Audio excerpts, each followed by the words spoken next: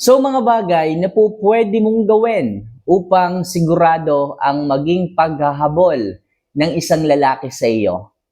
Mga girls, lagi ko sinasabi sa inyo, pakinggan nyo sana at mabuting i-apply, okay, ng maayos sa inyong relasyon sa isang lalaki yung mga love advice na aking pinapayo, sinasabi sa inyo. Yung iba nakikinig lang dyan eh. Patuloy ang pakikinig, patuloy ang panonood, pero pasok dito, lampas dito. Oo, gagawin daw. Oo, i-apply daw. Pero bakit pag kaharap mo na yung lalaki, kapag ginaganyan ka na ng lalaki, nakakalimutan mo na yung mga sinasabi ko. Okay, bakit hindi mo ginagawa? Kaya yung value po ninyo, kaya yung halaga ninyo sa isang lalaki hindi makita. Hindi ma-appreciate ng isang lalaki. Kaya please mga kamamay, gawin niyo po, i-apply niyo po. Okay? So sa video natin ngayon mga kamamay, share ko po sa inyo, sabihin ko po sa inyo kung ano yung mga bagay na po pwede niyong i-apply upang sigurado ang maging paghahabol ng isang lalaki sa inyo kapag ginawa niyo po ito. So mga kamamay, bago po natin ito simulan, isa lang palaging aking hinihiling, pinapakiusap, if ever nakakatulong po yung mga love advice videos na ginagawa ko, huwag sanang kalimutan na mag-subscribe, mag-like, at syempre mag-comment na rin po sa ibaba ng video na ito. So bago po tayo magsimula mga kamamay, gusto ko munang i-shout out ang ating isang members dito sa ating channel. So mega shout out kay Kent Relioma.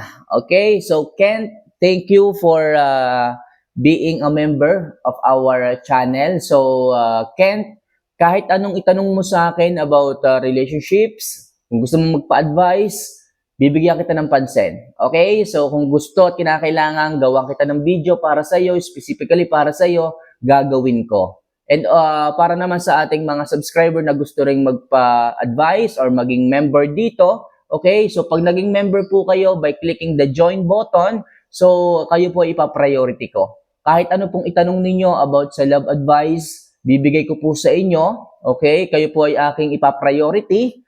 Kung kinakailangan gumawa tayo ng members-only videos, ito ay para doon sa ating mga members lamang. Okay, so exclusively para sa mga members lang natin na gustong magpa-love advice. Ibig sabihin, kayo lang pong mga members na makakapanood ng aking mga advice. Okay, at hindi po makakapanood yung iba nating subscribers dito unless makapag-members din po sila. Kaya malaki pong perks na maging members kayo nitong ating channel para ma-assist ko po kayo ma-prioritize pagdating sa pagbibigay ng love advice. Okay, so be a member of this channel by clicking the join button, okay, dito sa ating channel para sa ganon, kayo po ang aking unahin. Anyway, kung nagawa niyo na po na magpa-members, maraming salamat. At huwag po kayong mahihiyang magtanong, mag-comment, or mag-request na kung ano pa man tungkol sa love advice para po sa inyo ang aking mga gagawing video. Okay? So much for this. Simulan na po natin ang ating topic ngayong umaga na ito.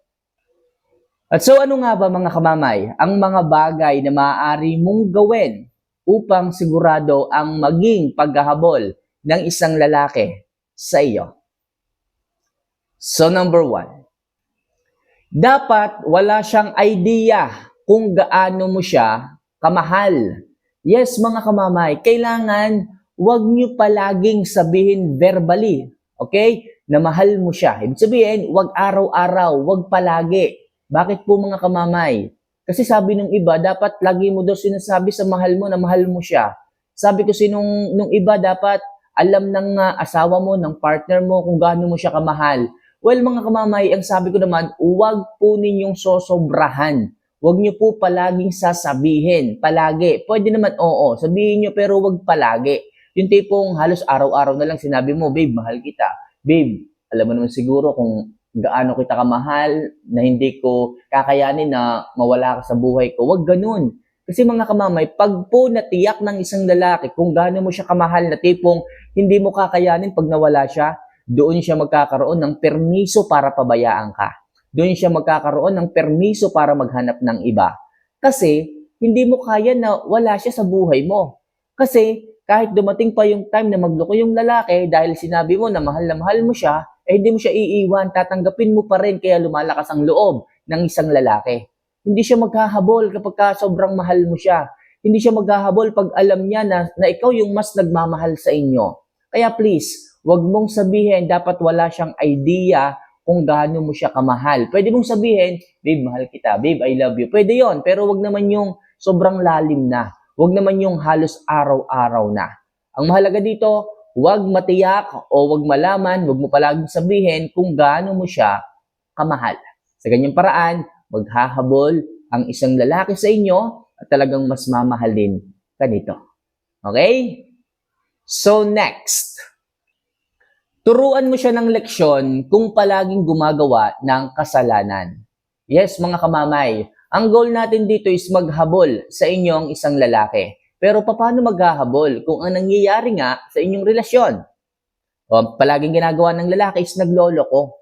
Kung kaya't ikaw, syempre, nakakapuno rin naman yan eh. Nag-usap na nga kayo. Okay, maayos na ang lahat pero paulit-ulit siya. Laging nang bababae. Laging kung sino-sinong chinachat at bini-video call. Nakakainis yan. Mga kamamay, kung gusto nyo na hindi nyo na po maging problema at sakit sa ulo ang isang lalaki, turuan nyo po ng leksyon. At sigurado po ako na sa halip na kayo ang mag-isip para sa kanya, siya pa yung maghahabol sa inyo. Turuan nyo po ng leksyon. Halimbawa, nahuli nyo na may kachat na naman, may kausap, may ka-video call, huwag nyo munang pansinin. Okay, huwag nyo munang imikan. Pakita nyo na hindi kayo okay, na nagtatampo kayo, na nagagalit kayo sa kanyang pinaggagawa. Huwag kasi masyadong malambot. Huwag kasi masyadong okay lang palagi ng okay. Bigyan nyo rin ng leksyon. Pagtandain nyo rin. Kung kinakailangan, lumayo muna kayo. Ipakita nyo na napagod na kayo. Ipakita ninyo na tipong yun na ang huling pag-asa, yun na ang huling chance na ibinigay nyo sa kanya para matauhan. Kasi kung masyado kayong malambot na lagi nyo pinapalampas ang problema, yung tipong nahuli mo, palimang beses mo nang nahuling may video call. So mga kamamay, at this moment of time, ipakita mo na willing kang iwanan siya, na willing kang lumayo, mag-no contact rule kung hindi niya ititigil yan. Patikimin ninyo sa madaling sabi. Huwag niyong pamihasanin. Para sa ganun, ang isang lalaki ay matauhan din. Ibigay sa inyo ang totoong pagmamahal kasi nagiging laro na lang sa kanya eh. Pag masyado niyong pinapatawad palagi, pag masyado kayong malambot, nagiging laro na lang sa kanya ang lahat. Yung tipong, kahit gumawa ako ng kasalanan, okay lang, patatawarin pa rin ako niyan. Subukan po ninyo na dalain. Huwag kayong magparamdam, lumayo kayo, mag-no contact rule kayo, tapos hayaan nyo siyang chat lang ng chat, ewan ko lang. Kung umulit pa yan sa kanyang mga kalokohang ginagawa. So sa madaling sabi, pagtandain ninyo, turuan nyo ng leksyon kung kinakailangan. Sa ganyang paraan, dyan siya maghahabol. Okay? So next, lagi nyo rin sanang unahin ang pagrespeto sa inyong sarili. Ito nga sinasabi ko mga kamamay. Sa palagi nyong pag-okay, sa palagi nyong pagpapalampas ng mga ginagawa nyong problema, sakit sa ulo, stress, nawawala na po yung respeto ninyo sa inyong sarili. At pag nawala po yung respeto ninyo sa inyong sarili, ganun din po siya, nawawala na rin ng respeto sa inyo. Kasi nagiging nagiging madali na sa kanya ang paggawa ng kasalanan kasi hindi ka masyadong nagre-react, hindi ka masyadong nagpapa-apekto, which is hindi naman maganda yon. Oo, maayos po pwede. Maganda na nagpapatawad tayo. Pero kung paulit-ulit, nakakabwisit yan. Nakakainis yan. Parang hindi mo na nararamdaman na mahal ka ng isang lalaki kasi paulit-ulit na lang yung ginagawa niyang pagluloko. Kaya please, respeto nyo muna ang inyong sarili. Kung sakaling niloko ka, bigyan nyo ng respeto. Magbigay ka ng space sa kanya. Hayaan mo muna siya. Lumayo ka, huwag kang magparamdam. Iparamdam mo sa kanya na mas mahal mo ang sarili mo sa pamamagitan ng paglayo mo sa kanya. Sa pamamagitan ng pag-no contact rule sa kanya. Sa ganyang paraan, ilang araw lang, isang linggo lang, mag-iisip na yan. Magtataka at magtatanong. Ba't kaya ganun yung asawa ko? Hindi na nagparamdam. Siguro talagang napuno na yon. Siguro talagang nasaktan talaga yon. Yung ba namang lagi akong nahuhuli? Lagi ako nahuhuling may ka-video call, may ka-chat, minsan nakikipag-meet up pa. So, may isip ng isang lalaki na, siguro kailangan ko nang itigil kasi baka mawala itong misis ko. Baka layuan na talaga ako nito, kasama pa ang aming mga anak. So, ganun mga kamamay, respeto nyo ang inyong sarili. Kung kinakailangan lumayo. Kung kinakailangan hindi magparamdam, wag muna kayong magparamdam. Kaya napakahalaga na mas mahalin ang sarili, mas irespeto ang sarili, kaysa sa maghabol sa iba. Tatandaan nyo yan.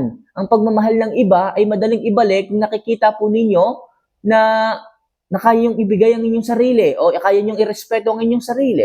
Ganun lang po yan. Mas mamahalin kayo, mas hahabulin kayo ng lalaki, ng isang tao, kung mas nakikita nyo na kaya nyong respeto ang inyong sarili. Tatandaan nyo yun, mga kamamay.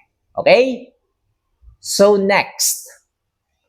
Sikapin na palaging maging kaakit-akit sa partner mo. Yes, mga kamamay. Kapag nag-aaway kayo, o kahit kayo ay merong hindi pagkakaunawaan, pilitin mo pa rin na mag-ayos. Pilitin mo pa rin na magpaganda. Sigurado ako, mga kamamay, na ang isang lalaki sa halip na lumayo, sa halip na maghanap ng iba, sa halip na maghanap ng atensyon mula sa ibang tao, mas pipiliin niyang bumalik. Mas pipiliin niyang ayusin ang lahat. Bakit? Nakikita niyang maganda ka eh. Nakikita niya na nag-aayos ka eh. Baka mamaya kapag pinatagal niya ang problema, okay, may pumorma sa'yo. May i-entertain ka. Kasi mapofocus yung atensyon mo sa iba eh. Kung papabayaan ka niya. Makakatulong, mga kamamay, yung pagiging kaakit-akit mo, yung pag-aayos mo, yung pagpapaganda mo, para maresolba ang lahat ng problema, para maghabol ang isang lalaki. Di ba? Mas ibababa ng pride, o mas ibababa ng lalaki ang kanilang pride pag nakikita niya na tumataas ang attraction mo pagdating sa kanya. Kaya hanggat maaari, mga kamamay, kung gusto mo na maghabol sa iyo ang isang lalaki, kailangan kahit anong mangyari mag-ayos ka, maging kaakit-akit ka pagdating sa partner mo. Sikreto yan. Simple, pero napakalaki ng impact. Okay? So, and last. Kung iniwan, mag-workout at mas mag-focus sa sarili. Yes, mga girls. Kung iniwanan kayo, kung lumayo na sa inyo, huwag nyo na masyadong habulin pa. Kasi mas bababa lang ang inyong value kapag ganyan. Lagi ko sinasabi, golden rule, huwag na huwag kayong maghahabol.